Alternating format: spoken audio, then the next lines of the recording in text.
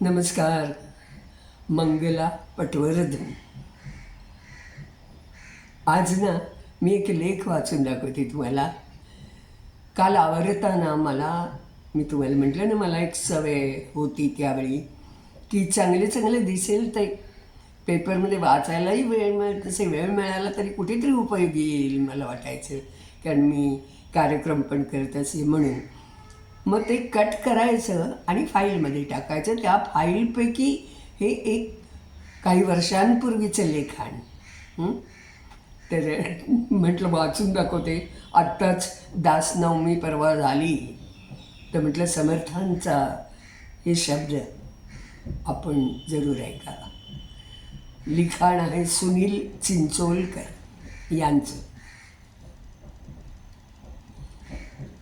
परनिंदा, अपनिंदा आणि साधुनिंदा. अध्यात्मात विधी आणि निषेध याला फार महत्त्व आहे. विधीमध्ये सदाचाराचा आग्रह असतो, तर निषेधामध्ये दुराचाराचा त्याग अभिप्रेत असतो. सर्वच संतांनी निषेधामध्ये परद्रव्य, परदारा आणि परनिंदा या 3 गोष्टी टाळायला सांगितल्या. माणसाला एक वेळ विधीनुसार आचरण जमलं नाही ना, जमत नाही तर चालेल, पण त्याने निषेधात्मक गोष्टी टाळाव्यात. आचार्य अत्रे म्हणतात, सभ्य स्त्री पुरुषो, त्यांचा तो असा असायचा. या जगात आपल्या जवळचा मित्र आपल्या पश्चात आपल्याबद्दल काय बोलतो हे प्रत्येकाला कळलं तर या जगात मैत्री नावाची गोष्टच शिल्लक राहणार नाही. आणि आश्चर्याची गोष्ट म्हणजे हे किती सत्य आहे, अगदी खरं आहे. परनिंदेचा हा रोग जो आहे ना, तो जगभर पसरलेला आहे.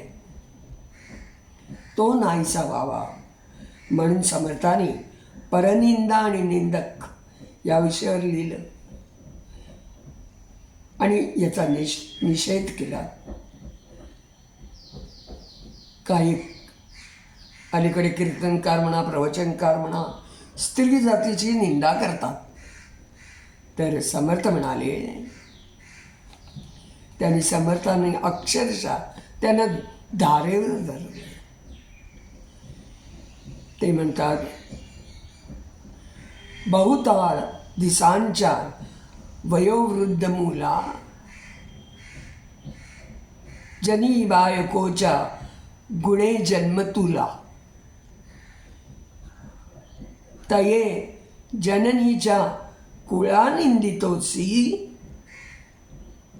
वृथा पुष्ट तू मानवा माझी गोगी. अरे, ज्या आईने तुला वाढवलं तिच्या कुळाची निंदा करतोयस. खूप त्याच्यावर त्यांनी आणखी पण लिहिलेली आहेत. स्त्रियांसारखे सेवा पुरुषाला कधीही जमणार नाही. आणि म्हणून सर्व हॉस्पिटल्समधनं नर्स, आया, सिस्टर्स सर्व बहुतांशी स्त्रिया नियुक्त करतात.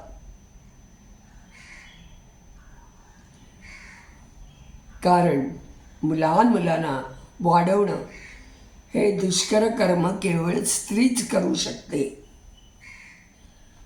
असं असताना स्त्री जातीबद्दलची कृतज्ञता सोडून स्त्रियांना नावं ठेवणं, याला समर्थ लाथा जाडणाऱ्या गाढवाची उपमा द्यायची. समर्थांनी ना परनिंदेवर आपनिंदा हा तोडगा सांगितला. भल्याने जनी आप निंदा करावी, भल्याने जनी आप निंदा करावी, नको रे नको व्यर्थ निंदा परावी, नको रे नको व्यर्थ निंदा पराई. तुकाराम महाराज देखील तेच म्हणतात.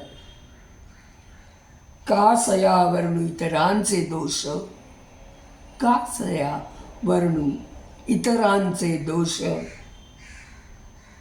माझे पायी वाण काय आहे, माझे ठाई वाण काय आहे. प्रत्येक माणसामध्ये काही ना काही दोष असतात, पण सगळे दोष झाकायचे आणि इतरांची नसलेले दोष सांगायचे. हा मानवी स्वभाव आहे. स्वामी विवेकानंद म्हणतात, लक्षात ठेवा, जेव्हा तुम्हाला बाहेर कुणामध्ये दोष दिसतील तेव्हा त्याचं मूळ तुमच्या स्वभावातच आहे. समजा अजून तुम्हाला जगातले दोष दिसतात, त्याचे वाईट वाटू द्या. एखाद्याच्या स्वभावातील दोषांमध्ये आपल्यात प्रामाणिकपणा वाईट वाटत असेल तर आपण त्याला तसं तोंडावं आणि प्रेमाने सांगावं.